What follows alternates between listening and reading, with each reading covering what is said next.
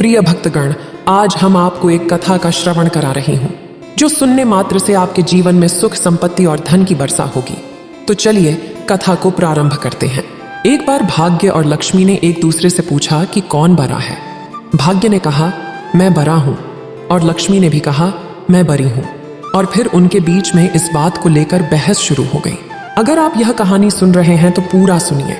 इस कथा को आधा अधूरा छोड़कर जाने की गलती मत करिएगा, क्योंकि इस पवित्र कथा को पूरा सुनने से मनचाहा फल की प्राप्ति होगी। इसलिए इस कथा को पूरा सुने। आप शिव भक्त हैं तो भोलेनाथ का अनादर ना करें। उनकी बहस इतनी बढ़ गई कि वे किसी निर्णय पर नहीं पहुंच पा रहे थे। तब लक्ष्मी ने कहा, देखो, जो व्यक्ति लक्ष्मी के बिना है उसका जीवन व्यर्थ होता है, वह कुछ भी नहीं कर पाता। भाग्य ने उत्तर दिया, जो व्यक्ति भाग्य के साथ नहीं है वह भी जीवन में कुछ नहीं कर सकता। इस पर वे दोनों अपनी योग्यता को साबित करने लगे। उनकी बहस बढ़ती गई और कोई निर्णय नहीं हो सका। इसलिए उन दोनों ने तय किया कि वे ब्रह्मा जी के पास जाएंगे, जो संसार के रचयिता हैं। वे जरूर हमारा उत्तर देंगे। जब दोनों ब्रह्मा जी के पास पहुंचे और उन्हें ब्रह्मा जी को अपना प्रश्न बताया, तो ब्रह्मा जी सोचने लगे कि अगर मैंने भी भाग्य को बड़ा बता दिया तो लक्ष्मी बुरा मान जाएगी, और अगर मैंने लक्ष्मी को बड़ा बता दिया तो भाग्य बुरा मान जाएगा। इसलिए दोनों में से किसी को बड़ा ना बनते हुए उन्होंने कहा कि इसका उत्तर तो मेरे पास नहीं है, चलो मैं भी आपके साथ चलता हूँ। इसका उत्तर हम विष्णु जी से पूछते हैं। वे तीनों बैकुंठ लोक चले गए। वहां शेषनाग पर विष्णु जी आराम कर रहे थे। तब उन्होंने तीनों से पूछा कि आज कैसे आना हुआ। तब भाग्य और लक्ष्मी ने अपना प्रश्न विष्णु जी को बताया कि आप तय करें कि हम दोनों में से कौन बड़ा है। विष्णु जी भी समझ गए कि मैंने जिसको बड़ा बता दिया उसी का मैं बुरा बन जाऊंगा। दोनों का ही साथ में होना बहुत जरूरी है। अगर मैंने लक्ष्मी जी को छोटा बताया तो वह मेरे पास से चली जाएगी, और अगर मैंने भाग्य को बड़ा बताया तो वह मुझे छोड़ देगा। इसके बिना मैं राही बन जाऊंगा। इसलिए विष्णु जी ने भी कहा कि इसका उत्तर मेरे पास नहीं है, चलो हम शिव जी के पास चलते हैं। और वे चारों कैलाश पर्वत की ओर बढ़ते हैं। कैलाश पर्वत पर पहुंचने पर शिवजी भगवान ने उनका स्वागत किया और उनसे आने का कारण पूछा। भाग्य और लक्ष्मी ने भगवान शिव से कहा कि हमारे बीच की से कौन बड़ा है। दोनों ने अपनी योग्यता का वर्णन किया। शिवजी भी सोच में पड़ गए। यदि एक को बड़ा बताने पर दूसरा बुरा मान लेता है तो समस्या उत्पन्न हो सकती है। इसलिए उन्होंने भी कहा कि इसका उत्तर मेरे पास नहीं है, लेकिन यह समस्या पृथ्वी पर हल हो सकती है। इसलिए हम पृथ्वी पर जाकर इसका समाधान ढूंढेंगे। तभी भगवान शिव एक गांव में पहुंचते हैं। उस गांव में एक गरीब बूढ़ा ब्राह्मण अपनी पत्नी और अपने एक बेटे मोहन के साथ रहता था। वह ब्राह्मण जो था बहुत बूढ़ा हो गया था और भिक्षा पर उनका परिवार चलता था। वे बहुत गरीब थे, लेकिन मोहन जो था ब्राह्मण का बेटा, वह बहुत ही विद्वान और चतुर बुद्धि का था। वो राजा की लड़की को कथा सुनाने जाया करता था, और राजा की लड़की जो दक्षिणा में उसे देती, उसी से उसके घर का पालन पोषण चलता था। तब पांचों भगवानों ने साधु का भेष बनाया और वहां पहुंच गए। पृथ्वी लोक पर वे उसी ब्राह्मण के घर पहुंचे और जाकर उनका दरवाजा खटखटाया। ब्राह्मण की पत्नी ने दरवाजा खोला तो सामने 4 साधु और एक साधु माता को देखकर उन्होंने हाथ जोड़कर प्रणाम किया और घर का दरवाजा उनके लिए खोल दिया और प्रेम पूर्वक उन्हें अपने घर के अंदर ले गए। उन्होंने अपने द्वार पर आने वाले साधु महाराज को पानी पिलाया और उनके साथ ही बैठ गई। वे ब्राह्मण अतिथि को भगवान के समान मानते थे। ब्राह्मण और उनकी पत्नी ने सोचा कि इस अवसर पर सेवा करना अच्छा होगा, लेकिन एक समस्या थी। उन्हें उनके खाने के लिए कुछ खास भोजन तैयार करना था, क्योंकि जब ब्राह्मण की पत्नी अपनी रसोई में जाती है तो वह देखती है कि उसके पास सिर्फ 4 दाने चावल है। उसने देखा कि उनके पास खाने के लिए कुछ नहीं है। वह बहुत परेशान हो जाती है, क्योंकि साधु महाराज अब उनके घर पर है और उन्हें खिलाने के लिए कुछ भी नहीं है। तब उसकी नज़र एक पीतल के लौटे पर पड़ती है और उसके मन में एक विचार आता है। वह उस पीतल के लौटे को उठाती है और अपने बेटे से कहती है, तुम इस लौटे को बेच आओ, इससे कुछ धन मिल जाएगा और उससे हम 5 अतिथियों को भोजन खिला सकेंगे। मोहन, जो कि कथा सुनाता था, जो उसे कथा सुनाने में दक्षिणा मिली थी, उससे तो उन्होंने भोजन बनाकर खा लिया था। अब जब मोहन उस लोटे को लेकर बाहर जाने लगा, तभी लक्ष्मी जी की नजर उस पर पड़ गई और वह कहने लगी कि पुत्र, तुम कहाँ जा रहे हो। तब वो कहने लगा कि माता, आप बैठिए, मैं किसी काम से बाहर जा रहा हूँ, अभी थोड़ी देर में उपस्थित होता हूँ। माता रानी और भगवान तो सब जानते हैं। वे सब समझ गए कि यह किस लिए बाहर जा रहा है। तभी उन्होंने आपस में विचार किया, क्योंकि उसके पुत्र ने कहा कि अतिथि देवो भव, क्योंकि घर पर अतिथि आए हैं तो उनका तो हर तरह से सम्मान और उनकी जो सेवा होनी चाहिए। तो लक्ष्मी जी ने और उन साधुओं ने उसे एक बर्तन दिया और कहा कि जो भी तुम्हारे घर में दाल भात है इस बर्तन में बनाओ। इतना सुन मोहन बेचारा बहुत हिचकिचाने लगा कि घर में कुल 4 दाने चावल के हैं, मैं कैसे इनको खाना खिला पकाऊं, कैसे करूं, उनका पेट कैसे भरूं, सत्कार कैसे करूं उनका। लेकिन जब उन्होंने भोजन बनने का आरंभ किया तब उन्होंने वो पात्र लिया और उसमें ले जाकर वह 4 दाने जो घर में चावल रखे थे उन्हों पकाया, लेकिन पूरा पात्र चावलों से भर गया। ये देख मोहन चौंक गया, उसे कुछ समझ नहीं आया, पर उसने उन सभी को पेट भरकर भोजन करवाया। दाल भात बहुत ही स्वादिष्ट था। भोजन कराकर रात को उनके सोने की व्यवस्था की। ब्राह्मण, पति, पत्नी और उनके पुत्र उन भगवानों साथ सो गए। अगली सुबह जब ब्राह्मण का बेटा मोहन उठा तो वह साधुओं को प्रणाम करके भिक्षा मंगाने जाने लगा। तब साधुओं ने उससे पूछा, तुम कहाँ जा रहे हो?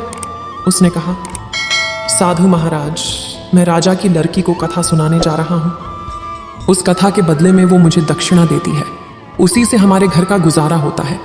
तब वह साधु महाराज उससे कहने लगे कि आज तुम कथा सुनाने के बाद उस राजकन्या से पूछना कि तुम किस इच्छा की पूर्ति के लिए कथा सुनती हो। मोहन ने कहा कि ठीक है। अब वो राजमहल चला गया और राजमहल में जाने के बाद जब कथा पूरी हो गई तब वो राजकुमारी से कहने लगा कि राजकुमारी, तुम किस इच्छा के लिए कथा सुनती हो?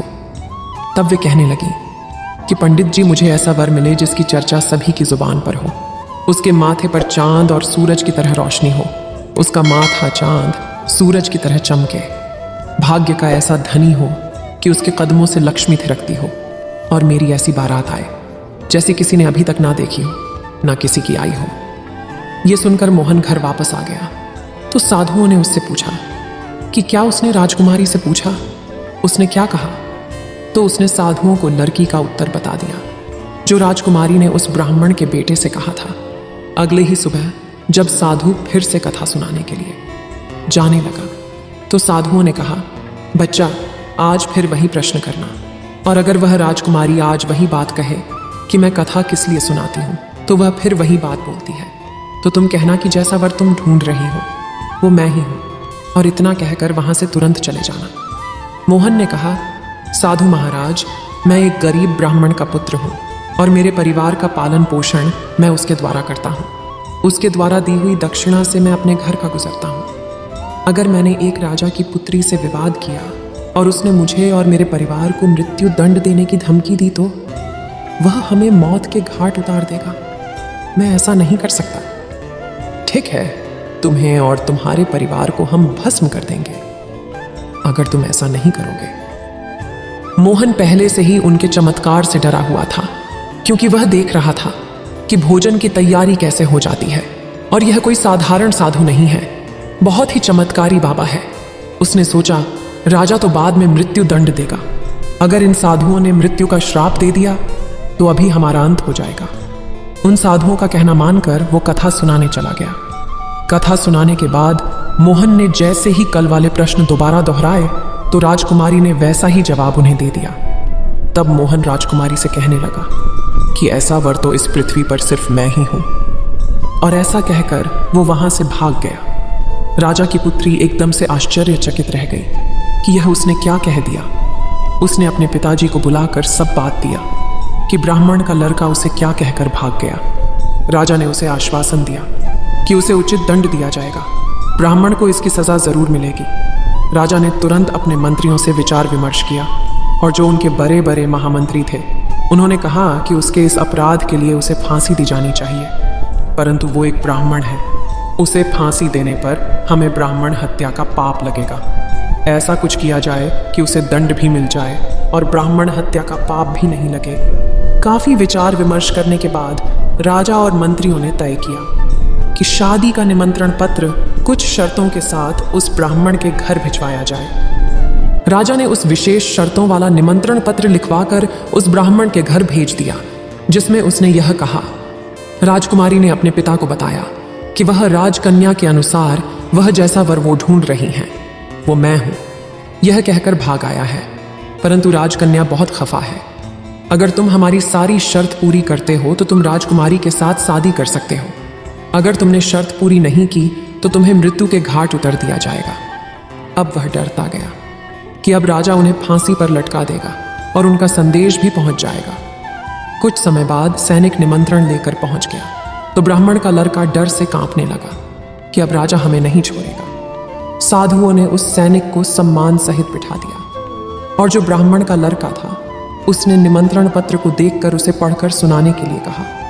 पत्र में लिखा था कि हे ब्राह्मण के पुत्र, हमें तुम्हारी शादी का प्रस्ताव मंजूर है, परंतु साथ साथ हमारी कुछ शर्तें भी हैं। अगर तुम हमारे द्वारा दी गई सभी शर्तों को पूरी करते हो तो हम अपनी लड़की की शादी तुम्हारे साथ कर देंगे। अगर शर्त पूरी नहीं हुई तो तुम्हारे परिवार सहित तुम्हें फांसी दे दी जाएगी। निमंत्रण पत्र में जो शर्तें लिखी थीं वो ये थी कि बारात में जो भी सदस्य आएगा उनमें में से कोई भी खाली हाथ नहीं होना चाहिए। सभी तंबू में बारातियों के लिए जगह होगी। अगर सभी तंबू नहीं भरे तो शर्त पूरी नहीं होगी। दूसरी शर्त में लिखा था कि बारात के सदस्यों के आगमन के समय उन्हें भोजन खिलाया जाएगा, जो कि सारा का सारा भोजन खत्म करना होगा। अगर ऐसा नहीं हुआ तो भी शर्त पूरी नहीं होगी, और अगर कोई भी शर्तों पूरी नहीं करेगा तो सभी बारातियों को सजा दी जाएगी।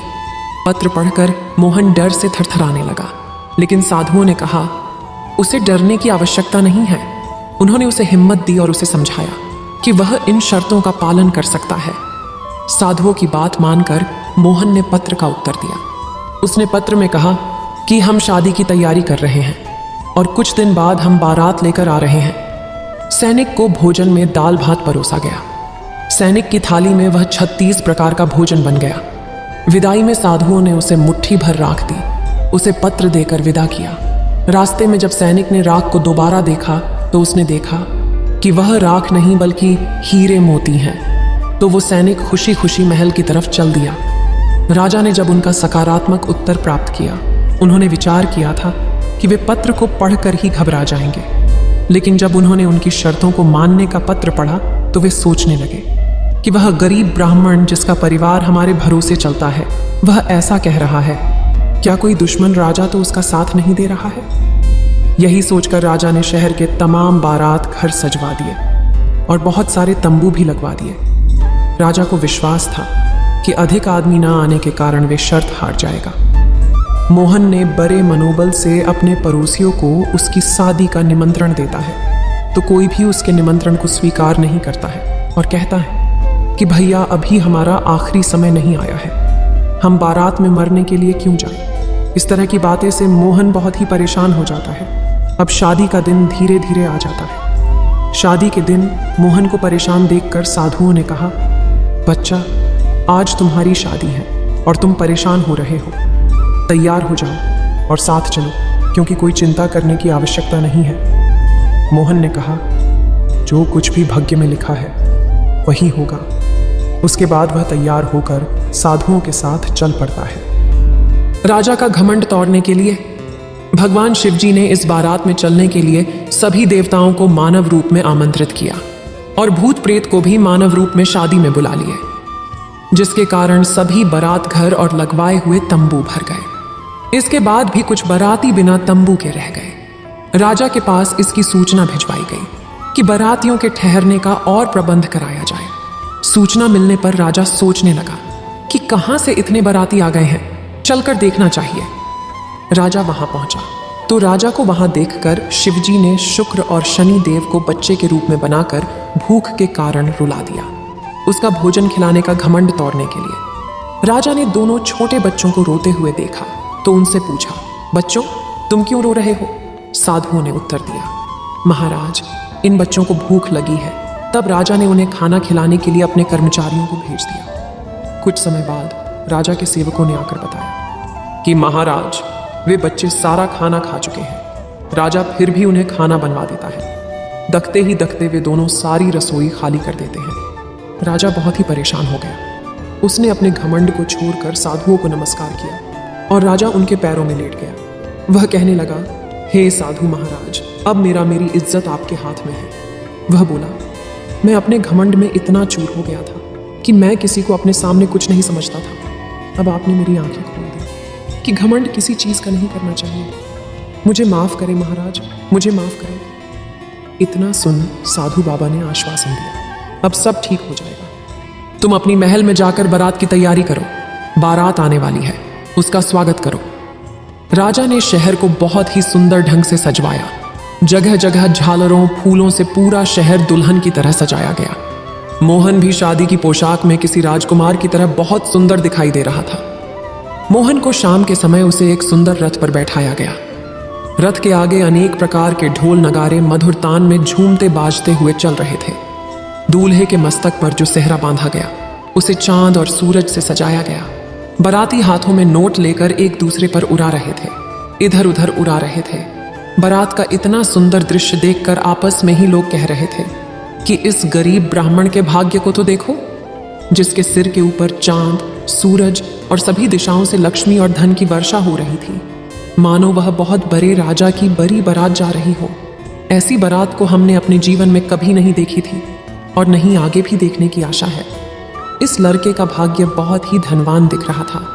जब ऐसी बातें चर्चा में थीं, तो ब्रह्मा जी, विष्णु जी और शिव जी ने भाग्य और लक्ष्मी जी से कहा कि देखो, तुम्हारे प्रश्नों का उत्तर तुम्हें इसी प्रजा से मिल रहा है। जो धरती के लोग हैं वो तुम्हें यह उपहार दे रहे हैं। इसके बाद लक्ष्मी जी और भाग्य ने उनके प्रश्नों का उत्तर प्राप्त किया और राजा ने खुशी के साथ उस ब्राह्मण के पुत्र को राजकुमारी की शादी कर दी। उसने राजकुमारी के साथ विवाह कर लिया, जिसके सिर पर चंद्रमा, सूरज और चारों ओर से लक्ष्मी और धन की बरसात हो रही थी। ऐसे किसी महाराजा की बारात लग रही थी जैसे कि हमने अपने जीवन में कभी नहीं देखी है और आने वाले कल में भी देखने की उम्मीद नहीं है। यह लड़का तो भाग्य का बहुत धनी था। उसका भाग्य ऐसा था कि उसके सिर पर बड़ा ही भाग्यशाली का हाथ था। जब इस तरह की घटना घट रही थी, भगवान शिव, ब्रह्मा जी, विष्णु जी ने उनसे कहा कि जो पृथ्वी पर है उन्होंने तुम्हारे प्रश्नों का उत्तर दिया है। तो माता लक्ष्मी और भाग्य ने उनके प्रश्नों का उत्तर प्राप्त किया और राजा ने उस ब्राह्मण के लड़के के साथ अपनी राजकुमारी का विवाह कर दिया। इस वीडियो को बोलते समय कोई त्रुटि हो तो मैं क्षमा चाहती हूँ। उम्मीद है आप सभी को यह वीडियो अच्छी लगी होगी। अगर आप शिव के सच्चे भक्त हैं तो चैनल को सब्सक्राइब और वीडियो को लाइक करके कमेंट में हर हर महादेव लिख दीजिए।